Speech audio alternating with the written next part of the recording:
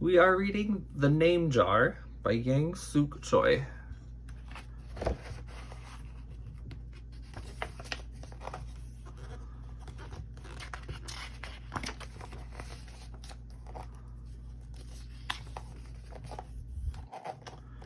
Through the school bus window, Eunhye looked out at the strange buildings and houses on the way to her new school. It was her first day, and she was both nervous and excited. She fingered the little block of wood in her pocket and remembered leaving her grandmother at the airport in Korea. Her grandmother had wiped away Eunhye's tears and handed her an ink pad and a small red satin pouch. "Your name is inside," she had said. "My name?" Eunhye had wondered.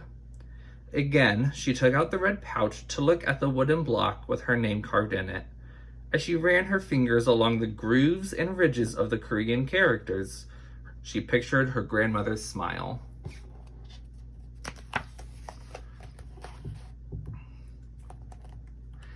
"Is that thing for show and tell?" a boy asked Eunhye, surprising her. Eunhye looked up as more kids leaned over. "No, it's mine," Eunhye answered, quickly putting the pouch back in her pocket. "Are you new here? What's your name?" a girl asked. "Eunhye," said Eunhye. "Une?" the girl asked, scrunching up her face. Une," some kids chanted. No, Eunhye corrected. It's spelled U-N-H-E-I.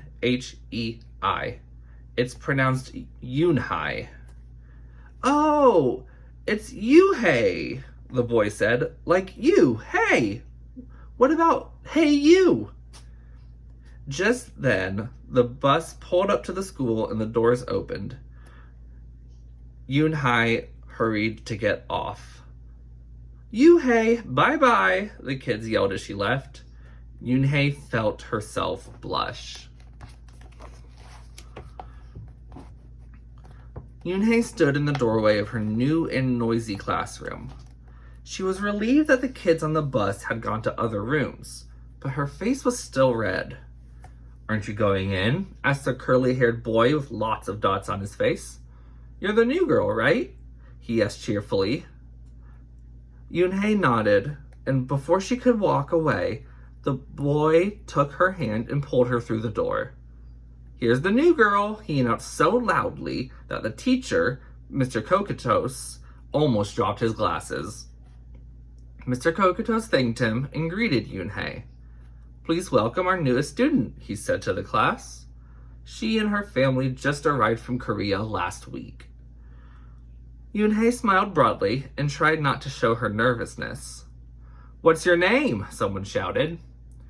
Eunhye pictured the kids on the bus. I haven't picked one yet," she told the class. "But I'll let you know by next week." As Mr. Kokotos showed her to her desk, she felt many curious eyes on her. "Why doesn't she have a name?" she heard someone whisper. "Maybe she robbed a bank in Korea and needs a new identity," a boy replied. On the bus home, nobody teased her, but Eunhye kept thinking about her name. "How was school, Eunhye?" her mother asked when she walked in. "Did you understand the teacher?" Eunhye simply nodded. She unpacked her school bag and set the red pouch by a photograph of her grandma. "I'm glad you are learning English well," her mother said. "You must study hard, behave nicely, and get good grades to show that you're a good Korean." "I will," replied Eunhye. But I think I would like my own American name." Her mother looked at her with surprise. "Why? Eunhye is a beautiful name. Your grandma and I went to a name master for it." "But it's so hard to pronounce," Eunhye complained. "I don't want to be different from all the American kids." "You are different, Eunhye," her mother said. "That's a good thing." Eunhye just wrinkled her nose.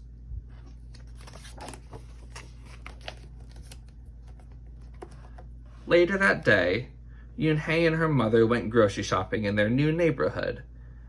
They passed Fadil's Falafel, Tony's Pizza, and Dot's Deli. A big graffiti-painted garbage truck roared like a lion as it took off down the street. Nothing sounded or looked familiar until they got to Kim's Market. The sign was in both English and Korean.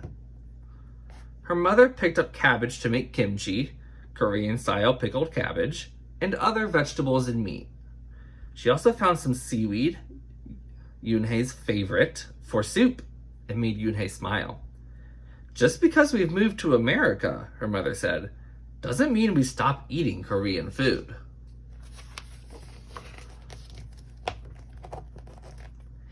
At the checkout counter, a friendly man smiled at Yoonhae. Helping your mother with the shopping, he asked. Yoonhae nodded. I'm Mr. Kim, he said. What is your name? Yoonhae, she answered. Ah, what a beautiful name, he said. Doesn't it mean grace? Yoonhae nodded again. My mother and grandmother went to a name master for it, she told him. A graceful name for a graceful girl, Mr. Kim said as he put their groceries into bags. Welcome to the neighborhood, Yoonhae. That evening, Yoonhae stood in front of the bathroom mirror. Hi, my name is Amanda, she said cheerfully. Then she wrinkled her nose. Hi, my name is Laura. Maybe not. Her smile turned down. Nothing sounded right. Nothing felt right. I don't think the American kids will like me, she worried as she began to brush her teeth. Hi, my name is Shushi, she said to the mirror with her mouth full of toothpaste.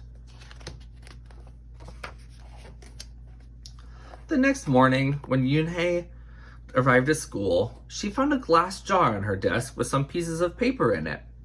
Yoonhae took one out and read it aloud. Daisy. That's my baby sister's nickname, but she said you can use it if you want, said Cindy, who sat next to her. Yoonhae took out the rest of the paper. Tamala, she read. I got it from a storybook, said Nate. She was smart and brave. Yoonhae nodded and unfolded another piece.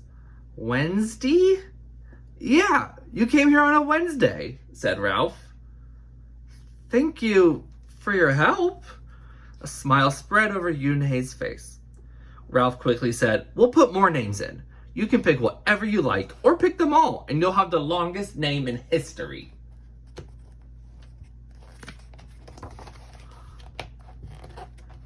At 3 o'clock, the bell rang at the end of the school day. Yoonhae looked out the window and saw it was sprinkling. It's the same rain, she thought, but it's in a different place. She watched the other kids leaving in groups. Hey, a familiar voice called out to her. Yoonhae turned around to see the curly-haired boy again. I'm Joey, he said. And you? Don't you have any name? Yoonhae thought for a moment. Well, I can show you, she said, and took out the red, small pouch. She pressed the wooden block on the ink pad and then stamped it on a piece of paper. This is my name stamp, she said. My grandma gave it to me. In Korea, I can use it as a signature when I open a bank account or write a letter. And whenever I miss my grandma, I use it to fill a piece of paper. Want to try it?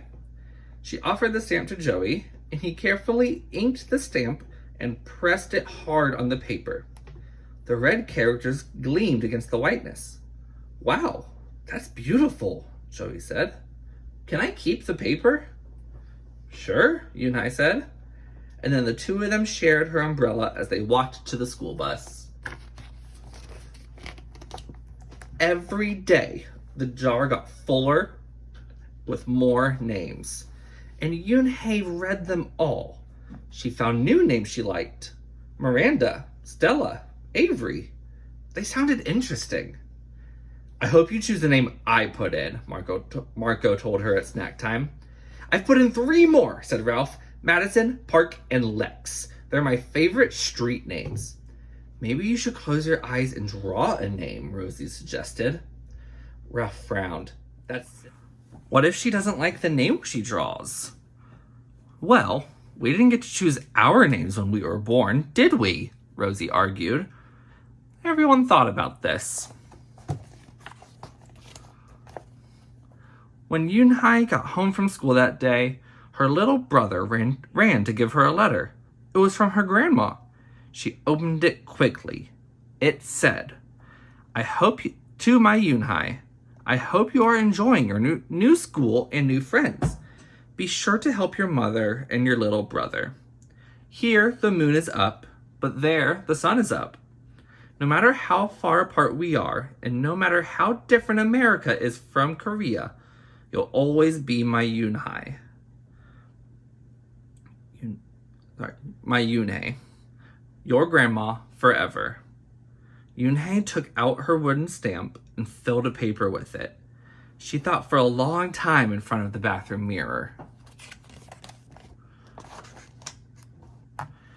On Saturday, Yunhei walked to Mr. Kim's store. Mr. Kim was helping a customer, but he looked up and greeted her. Hi, Yunhei. Hello, Mr. Kim, Yunhei replied. She felt as if she was back in her old neighborhood in Korea. Hey, said the customer, turning around. It was Joey. Your name is Eunhee? He asked her with his eyes open wide. Yunhei looked around quickly at Mr. Kim, then turned to Joey. She nodded slowly. Yes, it's pronounced Yunhai. And it means grace, Mr. Kim added. Yunhai, Joey said, slowly, and this time perfectly. It made Yunhai smile. I'll have it ready for you tomorrow, said Mr. Kim to Joey. Thank you, Mr. Kim. See you Monday, Yunhai, Joey said to her. He left before she could ask him why he was at the store. On Monday, Yunhai came to class early to look at the names one last time. But the jar wasn't on her desk. Instead, there was a single piece of paper. Paper with a name on it. Yunhai slipped it in her pocket. Where's your name jar? Ralph asked as soon as he saw it was gone. I don't know, Yunhai said. It wasn't on Mr. Kokoto's desk or on any other desk. And it wasn't on the counters or any of the shelves. As other kids arrived, they helped look. Soon, Mr. Kokotos came in and Ralph shouted at him, The name jar is gone! The jar with all the names in it! Gone, Mr. Kokotos replied. With a look of concern, he asked Yunhai, Did you get a chance to read all the names? Yunhai nodded. She took a breath. I'm ready to introduce myself, she said. Yunhai wrote her name in both English and Korean on the chalkboard. I liked the beautiful names and funny names you thought of for me, she told the class. But I realized that I liked my name. So I chose it again. Korean names mean something. Yunhai means grace. Grace. Grace Inhai, shouted Ralph. Everyone tried to say it. Inhai, Uyi, Eunhei. Yunhai said her name again slowly and clearly. Soon the kids began to say it better, even Mr. Kokotos. They applauded Yunhai's choice. I was named after a flower, Rosie whispered to Yunhai. Lots of American names have meanings too, Mr. Kokotos reminded everyone. When the class was dismissed, Yunhai heard her new friends say goodbye. Bye, Yunhai. See you tomorrow. Goodbye, Yunhai. Yunhai said goodbye and then looked around for Joey, but he was already gone. Yunhai, come downstairs, Mother called up to Yunhai. Your friend is here. Yunhai rushed down to see who she meant. There stood Joey, and in his arms was the name jar. Where did you find it? asked Yunhai breathlessly. Joey looked embarrassed. Well, I took it. but only because I wanted you to keep your own name, and you did. He reached in and pulled out the names. Do you want to keep them? He asked. Thank you. I'll keep them as a souvenir, Yunhai said happily. Then she pulled out the piece of paper from her pocket. Do you want this back? Joey grinned. You can keep it. I'll return the name jar to the class. Maybe you could put some Korean nicknames in it for us. Names with good meanings. I could do that, agreed Yunhai. I've already got a Korean nickname, Joey said. Mr. Kim helped me choose it. Carefully, he pulled out a small silver pouch from his pocket, and he took out a dark wooden stamp with beautiful Korean characters carved sharply into it. He pressed it on the ink pad and then on the piece of paper next to her name. Chinku, read Yunhai. That means friend. And Shinku smiled back.